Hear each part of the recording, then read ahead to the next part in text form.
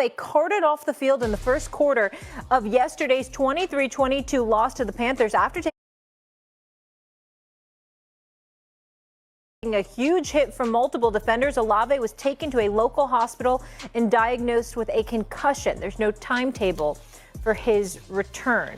Former Saints wide receiver Michael Thomas took to X to air out his frustrations while watching the game, seemingly blaming Carr for the Olave injury. Derrick Carr was asked about what Thomas had to say after the game.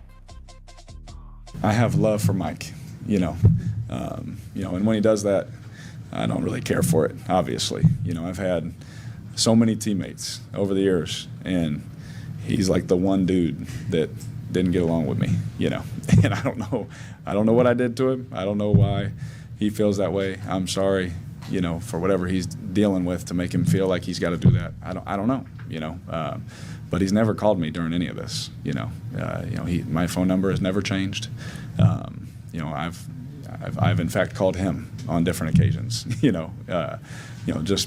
Just to try. And sometimes you can try as hard as you want, and it just doesn't work out, and that's okay. Shay, I'll come to you first. What do you make of that back and forth? I agree with Derrick Carr. I wish it hadn't happened. I don't know if Mike blames Derrick Carr for his not being in New Orleans or not being currently in the league. I don't know what the case is. Derrick Carr is a good quarterback. I don't think he's anything. I don't think you can win a championship with him, but I think he's put up great numbers and had moments that he's shown that he deserves to be in this league. Yesterday was very, very unfortunate for a situation because, he threw the ball and Olave's first instincts is he's a receiver to try and catch it. I don't think it was a dirty play. I thought it was a bang-bang play. The guy lowered his shoulder, hit Olave, and unfortunately for him, he suffered a concussion. If I'm not mistaken, that's his second one of the season. But for Michael Thomas to take this approach, I don't know what he hoped to get out of this or gain from it. But like Derrick Carr says, sometimes there are people that you just, no matter what, you try to reach out, try to extend an olive branch, and for whatever reasons, you guys are just not going to see eye to eye. Or I'm saying guys, but this person, you and that person won't see eye to eye, and you just move forward. Derrick Carr just continued to be in the Saints quarterback and try to make the best he can of the rest of this season because clearly they're not going to make the playoffs. But I don't know what Mike Thomas axes to grind with Derrick Carr. Maybe, he said it because he tried to tell people that he was jealous of Chris Olave because wide receiver and Mike Thomas were relegated to the second or third wide receiver. I don't know if any of that is true. But like Derrick Carr says, I don't know what the gist of this is, but I just wish it hadn't played out on social media. Stephen.A. Fair enough. No disagreement on that position, Shannon. But certain points of reference. Number one, if anybody should be mad. When you think about it, if anybody should be more mad at Derrick Carr more than anybody, it should be Dennis Allen. He was fired in Oakland years ago with the Raiders. He's fired today from the New Orleans Saints. Both times Derrick Carr was his quarterback. Let's throw that out there. That's a point of reference that needs to be brought up, okay? Dan Orlovsky, you may not have remembered that, but I know you know that I'm telling the truth. That's number one. Number two, when we look at, Michael Thomas, this is a guy that's a former two-time first team, All-Pro, who's led the league in receptions twice. The brother, when healthy, was big time. Yeah. Now, last year, only 61% of the targets, he caught a career low 61% of his targets, that was from Derrick Carr. So obviously that might have a little something to do with it. He doesn't have much respect as a quarterback.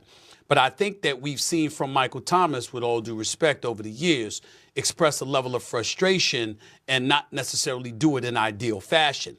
His biggest frustration right now is that at 31 years of age, he can't get on a roster, and there's been a bevy of injuries at the wide receiver spot. Just yesterday alone, we saw Lamb, we saw Olave, we saw London, we saw A.J. Brown all get injured. But I'm just looking at some of these names right here of receivers who've been injured and missed games this year.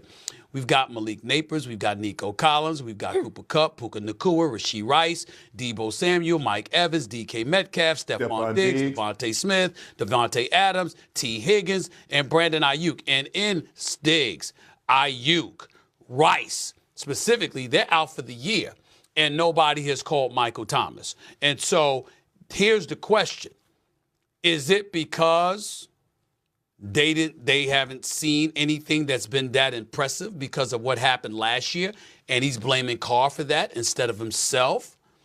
Or is it really about, he feels like he's being blackballed in some way, shape, form, or fashion, And for some reason, he might think that Derrick Carr has something to do with it, because I sincerely doubt that you just going off like that publicly over the platform of social media just because you saw Derrick Carr make a football play and Chris Olave suffer a football injury. It wasn't like it was some non-football play that took him out. It happens within the context of a football game.